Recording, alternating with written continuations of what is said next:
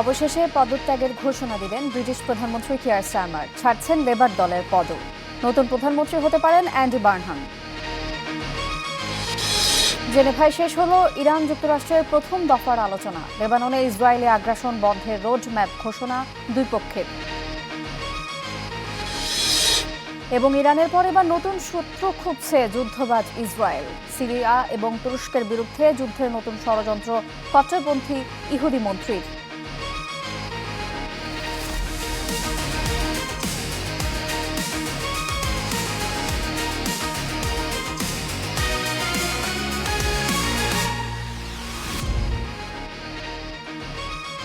স্বাগত স্টার ওয়ার্ল্ডের সঙ্গে আছি আমি শায়লা রহমান ইমা। দেখছিলেন শিরোনাম, এবার বিস্তারিত। অবশেষে পদত্যাগের ঘোষণা দিয়েছেন ব্রিটেনের প্রধানমন্ত্রী কিয়ার স্টারমার। ছাড়বেন ক্ষমতাসীন দল লেবার পার্টির প্রধানের পদও। রীতি মেনে ব্রিটিশ রাজাকে আনুষ্ঠানিকভাবে পদত্যাগের সিদ্ধান্ত জানিয়েছেন স্টারমার, যা কার্যকর হবে আগামী সেপ্টেম্বরে। এই নিয়ে গেল 4 বছরে তৃতীয়বারের মতো যুক্তরাজ্যের প্রধানমন্ত্রীর পদে পরিবর্তন আসছে। গত 4 বছরের মধ্যে তৃতীয়বারের মতো একই অচল অবস্থার মুখোমুখি যুক্তরাজ্য, যেখানে নির্বাচনী জয় পরাজয় নয়, বরং দলের সদস্যদের অনাস্থার কারণে পদত্যাগ করতে হচ্ছে প্রধানমন্ত্রীকে। এই তালিকায় এবার প্রধানমন্ত্রী কিয়ার স্টারমার। গুঞ্জন ছিল স্টারমারের পদত্যাগের ঘোষণা কেবল সময়ের অপেক্ষা মাত্র, কারণ আজ যদি পদ না ছাড়েন তবে কালকের মন্ত্রিসভার বৈঠকেই স্টারমারের প্রতি অনাস্থা জানাবেন দলের সদস্যরা। এই কারণে সকাল থেকেই 10 ডাউনিং স্ট্রিটে ছিল সবার নজর। অবশেষে জানা গেল প্রধানমন্ত্রিত্ব ও লেবার নেতার দায়িত্ব ছেড়েছেন স্টারমার। জানা গেছে ব্রিটিশ রাজা তৃতীয় চার্লসের কাছে তার সিদ্ধান্ত জানিয়ে দিয়েছেন। আমার সিদ্ধান্তের কথা জানাতে আমি আজ সকালে মহামান্য রাজার সাথে কথা বলেছি। আমি লেবার পার্টির জাতীয় কার্যনির্বাহী কমিটিকে একটি সময়সূচি তৈরি করতে বলবো, যেখানে 9 জুলাই মনোনয়ন পর্ব শুরু হবে। গ্রীষ্মকালীন অবকাশের আগেই তা শেষ হবে। যদি কোনো প্রতিদ্বন্দ্বিতা হয় তবে এটি নিশ্চিত করবে যে সেপ্টেম্বরে পার্লামেন্ট পুনরায় শুরু হওয়ার আগেই একজন নতুন নেতা দায়িত্ব গ্রহণ করবেন। প্রতিদ্বন্দ্বিতা শেষ না হওয়া পর্যন্ত আমি প্রধানমন্ত্রী হিসেবে পদে থাকব এবং ক্ষমতার একটি সুশৃঙ্খল হস্তান্তর নিশ্চিত করার জন্য আমি সাধ্যমতো সবকিছু করব। আমার উত্তরসূরিকে পূর্ণ ও ব্যর্থহীন সমর্থন দেব। 2024 সালের জুলাই মাসে ঋষি সুনাকের নেতৃত্বাধীন কনজারভেটিভ পার্টিকে হারিয়ে বিপুল সংখ্যাগরিষ্ঠতা নিয়ে ক্ষমতায় যায় লেবার পার্টি। দীর্ঘদিনের কনজারভেটিভ শাসনের অবসান ঘটিয়ে লেবারকে ক্ষমতায় ফেরাতে বলিষ্ঠ নেতৃত্ব দেন স্টারমার। প্রধানমন্ত্রী হিসেবে কাজ শুরু করেন জুলাই 5, 2024-এ। 2 বছর পূর্তির কয়েকদিন আগে ঘোষণা দিলেন পদত্যাগের। তবে পদত্যাগ করলেও এখনও ছাড়ছেন না দপ্তর। আগামী সেপ্টেম্বর পর্যন্ত দায়িত্ব পালন করে যাবেন তিনি। কিন্তু ব্রিটিশদের অভিযোগ, নির্বাচনী প্রতিশ্রুতি রক্ষায় ব্যর্থ হয়েছেন প্রধানমন্ত্রী। জনপ্রিয়তা হারাচ্ছিলেন স্টারমার। লেবার পার্টির ভোটারদের একটি অংশ গ্রিন পার্টির দিকে ঝুঁকছে। আবার অভিবাসন প্রশ্নে কঠোর নীতি নেওয়ার কথা বলে প্রধান বিরোধী দল হিসাবে দ্রুত উঠে আসছে রিফর্ম ইউকে পার্টি। সবচেয়ে বড় ধাক্কা লাগে মে মাসে অনুষ্ঠিত স্থানীয় সরকার নির্বাচনে। ভরাডুবি হয় ক্ষমতাসীন লেবার পার্টির। যুক্তরাজ্য জুড়ে 1496 জন কাউন্সিল হারায় ক্ষমতাসীনরা। এই ব্যর্থতার ধারাবাহিকতায় অবশেষে চলেই যেতে হলো স্টারমারকে। Ishtiaq Hossain, Star News. 2 বছর পূর্ণ হবার আগেই ক্ষমতা ছাড়তে হচ্ছে ব্রিটিশ প্রধানমন্ত্রী কিয়ার স্টারমারকে। এ নিয়ে গেল 1 দশকে 6 জন প্রধানমন্ত্রীর পদত্যাগের সাক্ষী হলো ব্রিটেন। ব্রিটিশ রাজনীতিতে কেন এই অস্থিরতা, তা নিয়ে আলোচনা করতে লন্ডন থেকে আমাদের সঙ্গে সরাসরি যোগ দিচ্ছেন বিবিসির সাবেক সাংবাদিক জনাব শাকিল আনোয়ার। স্টার ওয়ার্ল্ডে আপনাকে স্বাগত জনাব শাকিল আনোয়ার। আপনার কাছে জানতে চাই, 2024 সালে বিপুল সংখ্যক গরিষ্ঠতা নিয়ে স্টারমার ক্ষমতায় আসেন। এরপর মাত্র 2 বছরের মাথায় কেন তাকে সরে দাঁড়াতে হলো, এবং ব্রেক্সিটের পর গত 10 বছরে ব্রিটেনের ক্ষমতায় বসতে যাচ্ছেন 7ম প্রধানমন্ত্রী। ব্রিটিশ রাজনীতিতে এই অস্থিরতার কারণ কি বলে আপনি মনে করছেন? আপনার দুটো প্রশ্ন। প্রথম প্রশ্ন হচ্ছে যে লেবার পার্টি এত একটা সংখ্যাগরিষ্ঠতা নিয়ে 2 বছর আগে ক্ষমতায় আসলো, 14 বছর পর কিন্তু লেবার পার্টি ক্ষমতায় আসলো 2024-এর ইলেকশনে, এবং বিশাল সংখ্যক সিট পেয়েছিলেন কির স্টারমার। 412 পেয়েছিলেন তিনি ইলেকশনে 650টার ভিতরে, যেটা টনি ব্লেয়ার এখন পর্যন্ত ধরা হয় যে সবচাইতে বড় নেতা ছিলেন লেবার পার্টির নির্বাচনের দিক দিয়ে। তিনি 1997 সালে 419টি সিট পেয়েছিলেন টনি ব্লেয়ারের লেবার পার্টি, সেখানে কির স্টারমার 412টি সিট পেয়েছিলেন। বিশাল বিজয় ছিল। কিন্তু ২ বছর না যেতে তার এই অবস্থা কেন? এটা একটা বিরাট প্রশ্ন। এখন কতগুলো জিনিস কারণ বলতে হয়। কারণ হচ্ছে যে মানুষ ১৪ বছর ধরে কনজারভেটিভ পার্টির যে রুল সে সময় খুবই মানে অখুশি হয়ে পড়েছিল শেষের দিকে। খুবই মানে ডিসস্যাটিসফাইড আপনি বলতে পারেন হয়ে পড়েছিল বিভিন্ন দিক থেকে। ফলে তাদের অনেক এক্সপেকটেশন ছিল যে লেবার পার্টি এসে একটা পরিস্থিতি ভালো করবে এবং আপনি জানেন এখানকার পরিস্থিতি বলতে এখানকার মানুষজনের মূল চাহিদা কিন্তু অর্থনৈতিক চাহিদা। তারা স্বাস্থ্য ব্যবস্থাটা ভালো থাকবে, এনএইচএস, হাউজিং মানুষজনের থাকার জায়গাটা ভালো হবে, এমপ্লয়মেন্ট বাড়বে। এই কোনো কিছুই কিন্তু শেষ পর্যন্ত বাড়েনি। ব্রিটেন এই ব্রেক্সিটের পর থেকে বিশেষ করে এক ধরনের অর্থনৈতিক মন্দার ভিতরে আছে কিন্তু। সুতরাং যে মানুষের যে এক্সপেকটেশন ছিল যে লেবার পার্টি এসে একটা বিরাট কিছু করে ফেলবে, কিছু করতে পারেননি তেমন কির স্টারমার। সেটা একটা বড় জিনিস। আরেকটা ছিল তার পার্সোনালিটি একটা সমস্যা ছিল। মানে মানুষ মানে খুব কমিউনিকেটিভ ছিলেন না তিনি। মানুষের সাথে খুব যোগাযোগ ভালো তার ছিল না। ফলে তিনি দেশ চালাতেন একটা খুব প্র্যাগম্যাটিক ওয়েতে। তিনি যে মানে খুব ব্যুরোক্রেটিক ওয়েতে দেশ চালাতেন। যেটা লেবার পার্টির কর্মীরা, এমপিরা অত পছন্দ করেনি। এবং তার পাশাপাশি যেটা হয়েছে তার ফলে যে একটা দক্ষিণপন্থী রাজনীতির মানে উত্থান হয়েছে এবং আপনি জানেন যে নাইজেল ফারাজ বলে একজন নেতা তিনি এখন অসম্ভব জনপ্রিয় হয়ে উঠেছেন। তার যে দল রিফর্ম ইউকে যাদের মূল রাজনীতি হচ্ছে যে ইমিগ্রেশন বন্ধ করা, তারা এখন খুবই পপুলার হয়ে উঠছেন এবং মানুষজন তার পেছনে দৌড়চ্ছে এবং একের পর এক গত ১ বছর ধরে একের পর যে ওপিনিয়ন পোল হচ্ছে তাতে দেখা যাচ্ছে যে এখন যদি ইলেকশন হয় তাহলে রিফর্ম জিতবে। লেবার পার্টি হেরে যাবে। তো এই কারণে লেবার পার্টির এমপিরা এবং লেবার পার্টির সদস্যরা অত্যন্ত মানে কি বললেন নার্ভাস হয়ে পড়ছিলেন যে এই অবস্থা যদি হয় তাহলে তো এই কির স্টারমার এর এগেইনস্টে যদি নেক্সট ইলেকশন হয় আমরা তো হেরে যাব। আর সবচেয়ে বড় অসুবিধা হয়েছে যে গত মে মাসে এখানকার যে লোকাল ইলেকশন আপনি এখানে যেটা বলে হচ্ছে আপনি যেটা বলতে পারেন যে স্থানীয় সরকার নির্বাচন এটা খুবই ইম্পর্টেন্ট এই দেশে। সেখানে লেবার পার্টির খুবই খারাপ ফলাফল করেছে এবং তখনই আসলে তার কিন্তু ভবিষ্যৎ নির্ধারিত হয়ে গেছিল যে তিনি নেতা থাকবেন না। এই দেশে আপনি জানেন যে নির্বাচনে যদি কোনো না করেন তার দলকে যদি ভালো ফলাফল না এনে দিতে পারেন তার পক্ষে নেতৃত্বে থাকা সম্ভব না। সুতরাং এই যে মে মাসের ৭ তারিখে যে মে মাসের ৭ তারিখে বোধহয় যে লোকাল ইলেকশনটা হলো তাতে যে ফলাফল করেছে লেবার পার্টি তাতে করে ভয়ঙ্কর রকমের অজনপ্রিয় হয়ে পড়েন লেবার পার্টি এমপিদের কাছে এবং সদস্যদের কাছে কির স্টারমার এবং তখন থেকে আসলে তাকে সরাতে হবে এরকম একটা পরিকল্পনা চলছিল এবং তার জন্য টিকে থাকা খুব কঠিন হয়ে যাচ্ছিল এবং তাই হয়েছে আসলে। আনোয়ার আমাদেরকে আরও জানাবেন যে নতুন প্রধানমন্ত্রী হিসেবে লেবার নেতা অ্যান্ডি বার্নহ্যামের নাম শোনা যাচ্ছে। সংকট সমাধানে তিনি কতটা কার্যকর ভূমিকা রাখতে পারবেন বলে আপনি মনে করছেন?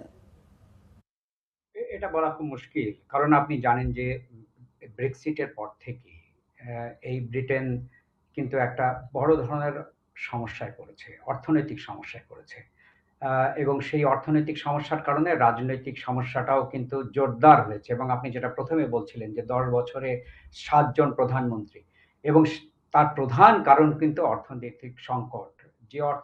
যে আশাবাদ দিয়ে কনজারভেটিভ পার্টি এই ব্রেক্সিট ইলেকশন করেছিল। মানুষ দেখেছে যে ব্রেক্সিট হয়েছে কিন্তু তারপরে তো আমাদের কোনো অবস্থা ভালো হচ্ছে না, আরো খারাপ হচ্ছে।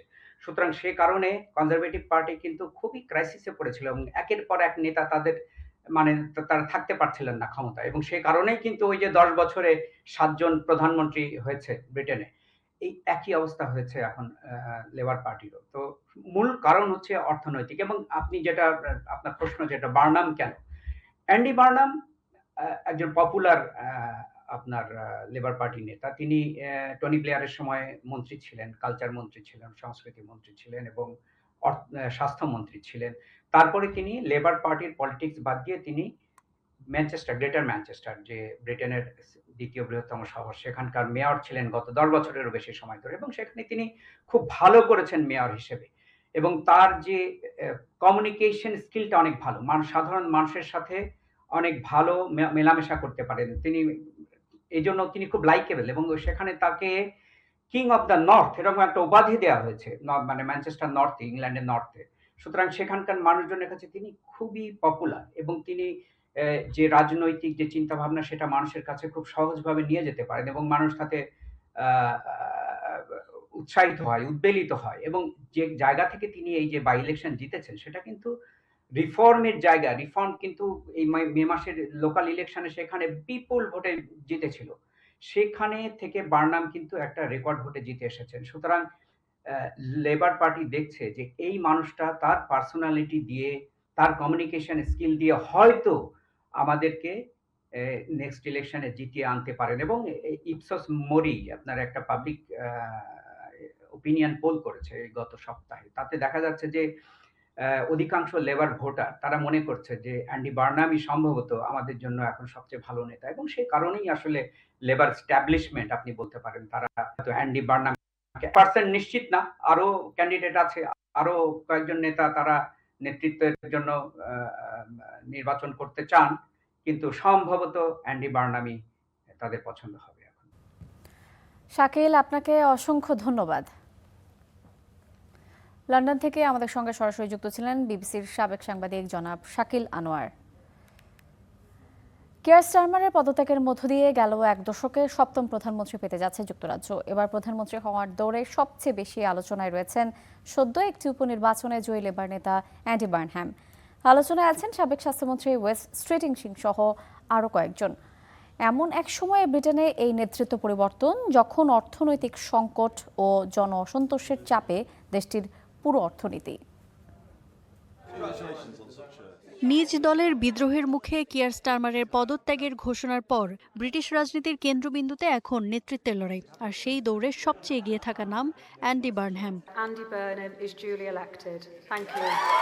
গ্রেটার ম্যানচেস্টারের মেয়র হিসেবে দীর্ঘদিন ধরে জনপ্রিয় বার্নহ্যাম সম্প্রতি উপনির্বাচনে জয় পেয়ে আবারও পার্লামেন্টে ফিরেছেন। সবচেয়ে গুরুত্বপূর্ণ বিষয় হলো তিনি পরাজিত করেছেন নাইজেল ফারাজের রিফর্ম ইউকের প্রার্থীকে। এই জয়ই তাকে লেবার পার্টির ভেতরে সবচেয়ে শক্তিশালী উত্তরসূরি হিসেবে প্রতিষ্ঠিত করেছে। This result will bring about a country that works fairly for everywhere and for everybody. দলের অনেক এমপির বিশ্বাস যোগাযোগ দক্ষতা ও জনসংযোগের কারণে বার্নহ্যাম লেবারের হারানো জনপ্রিয়তা ফিরিয়ে আনতে পারেন। তবে দৌড়ে একেবারে একা নন বার্নহ্যাম। সাবেক স্বাস্থ্যমন্ত্রী ওয়েস স্ট্রিটিংও নেতৃত্বের সম্ভাব্য প্রার্থী হিসেবে আলোচনায় রয়েছেন। তিনি দাবি করেছেন নেতৃত্ব নির্বাচনে অংশ নেওয়ার জন্য প্রয়োজনীয় সমর্থন তার রয়েছে, যদিও দলীয় সূত্র বলছে শেষ পর্যন্ত বার্নহ্যামের সঙ্গে সমঝোতায় পৌঁছে সরকারের গুরুত্বপূর্ণ দায়িত্ব নেওয়ার পথও বেছে নিতে পারেন স্ট্রিটিং। সেক্ষেত্রে নেতৃত্বের লড়াই অনেকটাই একপেশে হয়ে যেতে পারে। কিন্তু নেতৃত্বের প্রশ্নের চেয়েও বড় চ্যালেঞ্জ অপেক্ষা করছে নতুন প্রধানমন্ত্রীর জন্য। উচ্চ ঋণ, ধীর অর্থনৈতিক প্রবৃদ্ধি, জীবনযাত্রার ব্যয় বৃদ্ধি এবং জনসেবার মান নিয়ে ব্যাপক অসন্তোষ, সবকিছুর মুখোমুখি হতে হবে নতুন নেতাকে। বিশ্লেষকদের মতে বার্নহ্যাম পরিবর্তনের কথা বললেও অর্থনীতি, প্রতিরক্ষা ও পররাষ্ট্রনীতি নিয়ে এখনও বিস্তারিত পরিকল্পনা তুলে ধরেননি। ফলে নেতৃত্ব পরিবর্তন হলেও নীতিগত পরিবর্তন কতটা হবে তা নিয়ে প্রশ্ন থেকেই যাচ্ছে। আবার দলীয় প্রক্রিয়ায় নতুন নেতা নির্বাচিত হলে ব্রিটিশ ভোটাররা সরাসরি তাকে নির্বাচিত করার সুযোগ পাবেন না। এতে নতুন প্রধানমন্ত্রীর গণতান্ত্রিক বৈধতা নিয়েও বিতর্ক তৈরি হতে পারে বলে মত অনেক বিশ্লেষকের। ব্রেক্সিটের পর এক দশকে এরই মধ্যে ৬ জন প্রধানমন্ত্রী দেখেছে যুক্তরাজ্য। অ্যান্ডি বার্নহ্যাম দায়িত্ব পেলে তিনি হবেন সপ্তম প্রধানমন্ত্রী। ফলে নেতৃত্বের এই পরিবর্তন শুধু একজন নেতার বিদায় নয়, বরং ব্রিটিশ রাজনীতির দীর্ঘস্থায়ী অস্থিরতার আরেকটি অধ্যায় বলেও মনে করছেন অনেকে। ইফাতিরা, স্টার নিউজ। লেবাননে ইসরায়েলি আগ্রাসন বন্ধে যৌথ সংঘাত নিরসন কেন্দ্র গঠনের সিদ্ধান্ত নিল ইরান যুক্তরাষ্ট্র। সুইজারল্যান্ডে আলোচনার প্রথম দিন এতে সম্মত হয় দুই দেশ। এছাড়া চূড়ান্ত সমঝোতায় পৌঁছাতে আগামী ৬০ দিনের জন্য একটি রোডম্যাপে সম্মত হয়েছে দুই পক্ষ। এর আগে ট্রাম্পের হুমকিকে কেন্দ্র করে আলোচনার টেবিলে উত্তেজনা ছড়ালে যুক্তরাষ্ট্রকে সংযত ভাষা ব্যবহারের আহ্বান জানান ইরানের প্রধান আলোচক বাকের গালিবাফ। যুদ্ধের হুমকি আর উত্তেজনার পথ ছেড়ে আলোচনার টেবিলে যুক্তরাষ্ট্র ও ইরান। সুইজারল্যান্ডে দুই দেশের উচ্চ পর্যায়ের বৈঠকের প্রথম দিন শেষে মধ্যস্থতাকারী পাকিস্তান ও কাতার জানিয়েছে আগামী ৬০ দিনের মধ্যে একটি চূড়ান্ত সমঝোতায় পৌঁছানোর লক্ষ্য নিয়ে একটি রোডম্যাপে একমত হয়েছে দুই পক্ষ। পাশাপাশি লেবাননের সংঘাত এড়াতে এবং উত্তেজনা কমাতে একটি যৌথ ডিকনফ্লিকশন সেল গঠনের সিদ্ধান্ত হয়েছে। এই অগ্রগতি এমন সময় এসেছে যখন কিছুদিন আগেও দুই দেশের মধ্যে উত্তেজনা চরমে ছিল। যুদ্ধবিরতির আগে পাল্টাপাল্টি হামলা ও কঠোর বক্তব্যে পুরো অঞ্চল অস্থিতিশীল হয়ে উঠেছিল। মার্কিন প্রেসিডেন্ট ডোনাল্ড ট্রাম্প হিজবুল্লাহকে সমর্থনের অভিযোগে ইরানকে কঠোর পদক্ষেপের হুঁশিয়ারও দিয়েছিলেন। জবাবে ইরানের প্রধান আলোচক মোহাম্মদ বাকের গালিবাফ যুক্তরাষ্ট্রকে সংযত ভাষা ব্যবহারের আহ্বান জানান। তিনি বলেন, আলোচনা সফল করতে হলে উভয় পক্ষকেই দায়িত্বশীল আচরণ করতে হবে। একই সঙ্গে তিনি জানান, প্রয়োজন হলে নিজেদের স্বার্থ রক্ষায় ইরানও প্রস্তুত। তবে আলোচনায় ইতিবাচক অগ্রগতির খবর এলেও মাঠে পরিস্থিতি এখনও পুরোপুরি স্বাভাবিক হয়নি। ইসরায়েলের প্রতিরক্ষামন্ত্রী ইসরায়েল কাতস বলেছেন, নিরাপত্তার প্রয়োজন হলে দক্ষিণ লেবাননে ইসরায়েলি সেনারা অবস্থান চালিয়ে যাবে। অন্যদিকে যুদ্ধবিরতি লঙ্ঘনের যে কোনো চেষ্টার বিরুদ্ধে জবাব দেওয়ার হুঁশিয়ারি দিয়েছে হিজবুল্লাহ। বিশ্লেষকদের মতে এই আলোচনা সফল হলে শুধু যুক্তরাষ্ট্র ও ইরানের সম্পর্ক নয়, পুরো মধ্যপ্রাচ্যের নিরাপত্তা পরিস্থিতিতেও ইতিবাচক প্রভাব পড়তে পারে। তবে পারমাণবিক কর্মসূচি, লেবানন সংকট এবং আঞ্চলিক প্রভাব বিস্তারের মতো জটিল বিষয়গুলোতে সমঝোতায় পৌঁছানো সহজ হবে না। তাই এখন সবার নজর পরবর্তী দফার আলোচনার দিকে, কারণ কূটনৈতিক অগ্রগতির বার্তা মিললেও অবিশ্বাস ও নিরাপত্তা সংকট এখনও বড় বাধা হয়ে আছে। ফলে এই আলোচনা শেষ পর্যন্ত স্থায়ী শান্তির পথ খুলে দিতে পারে কিনা সেটি এখন সবচেয়ে বড় প্রশ্ন। Ishtiaq Hossain, Star news. ভারতে পুনরায় অনুষ্ঠিত হলো প্রশ্ন ফাঁসের অভিযোগে বাতিল হওয়া মেডিকেল ভর্তি পরীক্ষা। ব্যাপক নিরাপত্তার মধ্য দিয়ে অনুষ্ঠিত হলো দ্বিতীয় দফার পরীক্ষা। প্রশ্ন ফাঁস ঠেকাতে নানা ধরনের পদক্ষেপ গ্রহণ করেছে ভারত সরকার। নিরবিচ্ছিন্ন নিরাপত্তা নিশ্চিত করতে সারা দেশে বন্ধ করা হয় যোগাযোগ মাধ্যম টেলিগ্রাম। গেল 2 মাসের মধ্যে দ্বিতীয়বারের মতো মেডিকেল ভর্তি পরীক্ষায় বসল ভারতের লাখো শিক্ষার্থী। রবিবার ব্যাপক নিরাপত্তার মধ্য দিয়ে দ্বিতীয়বারের মতো এই পরীক্ষা অনুষ্ঠিত হয়। এর আগে প্রশ্ন ফাঁসের অভিযোগে গেল 3 মে অনুষ্ঠিত প্রথম পরীক্ষাটি বাতিল হয়। সেবার পরীক্ষায় অংশ নেয় 23 লক্ষ পরীক্ষার্থী। পরীক্ষা বাতিলের ঘটনায় আত্মহত্যার পথ বেছে নেয় কয়েকজন শিক্ষার্থী। তাই এবার স্মরণকালের সবচেয়ে বড় ধরনের নিরাপত্তা আয়োজনে অনুষ্ঠিত হলো দ্বিতীয় দফার পরীক্ষা। প্রতিটি কেন্দ্রে ছিল বিধিনিষেধের কড়াকড়ি। ভয় তো আছেই, কারণ প্রশ্নপত্র আগেও একবার ফাঁস হয়েছে। এটি কোনো একবারের ঘটনা নয়, প্রায় প্রতি বছরই এমন ঘটে। এবার কর্তৃপক্ষ বিষয়টি জানতে পেরেছে এবং আবার পরীক্ষা নিচ্ছে, যা এক অর্থে ভালো, কারণ যারা কঠোর পরিশ্রম করেছে তারা ন্যায্য ফল পাওয়ার সুযোগ পাবে। এটা এমন যেন কেউ পানি ঢেলে তোমার বালু দিয়ে বানানো দুর্গটাকে সমান করে দিল। এখন তোমাকে আবার শুরু করতে হবে, আর এবার তোমার হাতে সময় কম। আগেরবার 1 বছর সময় ছিল, এবার মাত্র 1 মাস। আমরা দোয়া করছি যেন আমার সন্তান ভালো করে, ভালো নম্বর পায় এবং প্রশ্ন ফাঁসের মতো কোনো অনাকাঙ্ক্ষিত ঘটনা না ঘটে। মেডিকেলে ভর্তি পরীক্ষা ভারতে পরিচিত ন্যাশনাল এলিজিবিলিটি কাম এন্ট্রান্স টেস্ট বা নিট নামে পরিচিত। এটি বরাবরই ভারতের কঠিনতম পরীক্ষা হিসেবে পরিচিত। লাখো লাখো শিক্ষার্থীর মধ্যে মাত্র 5 থেকে 6% মেডিকেল কলেজে ভর্তির সুযোগ পায়। তীব্র প্রতিযোগিতার কারণেই তৎপর থাকে প্রশ্ন ফাঁসকারী চক্র। পুলিশ কঠোর নিরাপত্তার মধ্যে সব পরীক্ষা সংক্রান্ত সামগ্রী নিজেদের হেফাজতে নিয়েছে। পুলিশ কমিশনারের নির্দেশনায় নিরাপত্তা জোরদার করা হয়েছে। যানবাহন চলাচল নিয়ন্ত্রণ ও শৃঙ্খলা বজায় রেখে নিরাপদে পরীক্ষার সামগ্রী বিভিন্ন কেন্দ্রে পৌঁছে দেওয়া হয়েছে। প্রশ্ন ফাঁস রোধে এবার প্রশ্নপত্র ব্যবস্থাপনায় কঠোর নিয়ন্ত্রণ এবং ডিজিটাল ট্র্যাকিং ব্যবস্থা করেছে কেন্দ্রীয় শিক্ষা মন্ত্রণালয়। বন্ধ করা হয়েছে টেলিগ্রাম অ্যাপ, কারণ এর আগে এই অ্যাপ ব্যবহার করে প্রশ্ন ফাঁস হয়। সব রাজ্য সরকার, জেলা প্রশাসন, ভারতের শিক্ষা ব্যবস্থা এবং বিশেষ করে ভারতের শিক্ষার্থীদের ওপর আমার পূর্ণ আস্থা রয়েছে। প্রায় 22 লাখ শিক্ষার্থী নিটে অংশ নিয়েছে। আগের পরীক্ষা বাতিলের জেরে শিক্ষামন্ত্রী ধর্মেন্দ্র প্রধানের পদত্যাগের দাবিতে এখনও আন্দোলন চালিয়ে যাচ্ছে ভারতের জেনজিদের দল cockroach party. Istihadul Mahmud, Star News. France জুড়ে এবছরের দ্বিতীয় তাপপ্রবাহে জনজীবন বিপর্যস্ত হয়ে পড়েছে। দেশটির বিভিন্ন অঞ্চলে তাপমাত্রা 40 ডিগ্রি সেলসিয়াস ছাড়িয়ে যাওয়ার আশঙ্কা করা হচ্ছে। পরিস্থিতির অবনতি হওয়ায় 61টি বিভাগকে উচ্চ সতর্কতায় রাখা হয়েছে। ফরাসি প্রেসিডেন্ট এমানুয়েল ম্যাক্রো নাগরিকদের সতর্ক থাকার আহ্বান জানিয়েছেন। একই সঙ্গে কেন্দ্রীয় ব্যাংকের প্রধান সতর্ক করে বলেছেন, দীর্ঘস্থায়ী এই তাপপ্রবাহ দেশের অর্থনৈতিক প্রবৃদ্ধির উপর নেতিবাচক প্রভাব ফেলতে পারে। তীব্র গরম থেকে স্বস্তি পেতে প্যারিসের বাসিন্দারা ভিড় করছেন সেন্ট মার্টিন খালে। কর্তৃপক্ষ জলপথটির কিছু অংশ সাঁতারের জন্য উন্মুক্ত করে দিয়েছে, তবে যেসব জলপথে সাঁতার কাটা নিষিদ্ধ সেগুলোর উপর নজরদারিতে ড্রোন মোতায়েন করা হয়েছে। দেশটির প্রায় 50টি বিভাগে পানি ব্যবহারে বিধিনিষেধ আরোপ করা হয়েছে। স্বাস্থ্য মন্ত্রণালয় চালু করেছে বিশেষ তাপপ্রবাহ হটলাইন। এই ছিল আজকের স্টার ওয়ার্ল্ডে। এতক্ষণ সাথে থাকার জন্য ধন্যবাদ।